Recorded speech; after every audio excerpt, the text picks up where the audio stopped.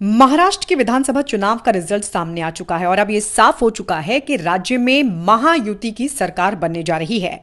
महायुति से सीएम पद के उम्मीदवार की अभी तक घोषणा नहीं हुई है, लेकिन विधानसभा का कार्यकाल 26 नवंबर को खत्म हो रहा है और इसलिए इससे पहले सरकार का गठन होना जरूरी है। अगर ऐसा नहीं होता है तो राज्य में राष्ट्रपति शासन लगाना पड़ेगा। हालांकि सीएम नाम को तय करने के लिए देवेंद्र फडणवीस, एकनाथ शिंदे, अजित पवार को दिल्ली बुलाया गया है और बीजेपी आलाकमान के साथ मीटिंग के बाद सीएम के नाम का ऐलान हो सकता है। लेकिन कुल मिलाकर बीजेपी महाराष्ट्र में हुई बम्पर जीत से गदगद है। जो वादे महाराष्ट्र में किए गए उनका हाल दूसरे राज्यों में क्या है, इसलिए कांग्रेस के पाखंड को जनता ने खारिज कर दिया है।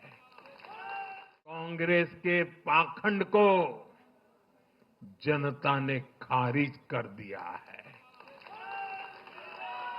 इनके ना तो झूठे वादे चले और ना ही खतरनाक एजेंडा चला। महाराष्ट्र की महाविजय और उपचुनावों में बीजेपी के बेहतर प्रदर्शन को लेकर प्रधानमंत्री नरेंद्र मोदी ने कार्यकर्ताओं का धन्यवाद दिया, तो वहीं लगे हाथ इंडी गठबंधन को कई मुद्दों पर जमकर घेरा। कांग्रेस और उसके साथियों ने जम्मू कश्मीर में फिर से आर्टिकल 370 की दीवार बनाने का प्रयास किया।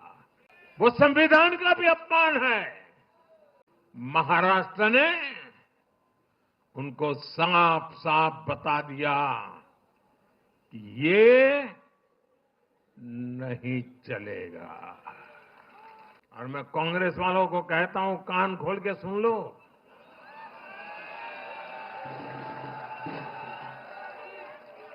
उनके साथियों को भी कहता हूं,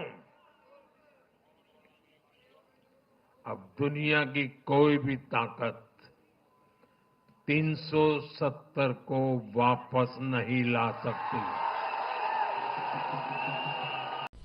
हरियाणा, जम्मू कश्मीर के बाद महाराष्ट्र में बम्पर जीत और उपचुनावों के नतीजे वाकई बीजेपी का मनोबल बढ़ाने वाले हैं। लेकिन अब बारी दिल्ली की है और दिल्ली में विधानसभा के चुनाव होने हैं। लिहाजा प्रधानमंत्री मोदी ने लगे हाथों कांग्रेस को तुष्टीकरण की राजनीति पर जमकर घेरा और कहा कि दिल्ली में अनेकों संपत्तियां कांग्रेस ने अपने शासनकाल में वक्फ बोर्ड के नाम कर दी।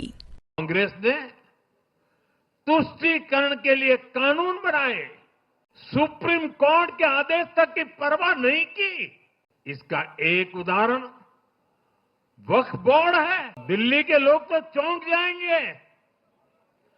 हालात ये थी कि 2014 में इन लोगों ने सरकार से जाते जाते दिल्ली के आसपास की अनेक संपत्तियां वक्फ बोर्ड को सौंप दी थी।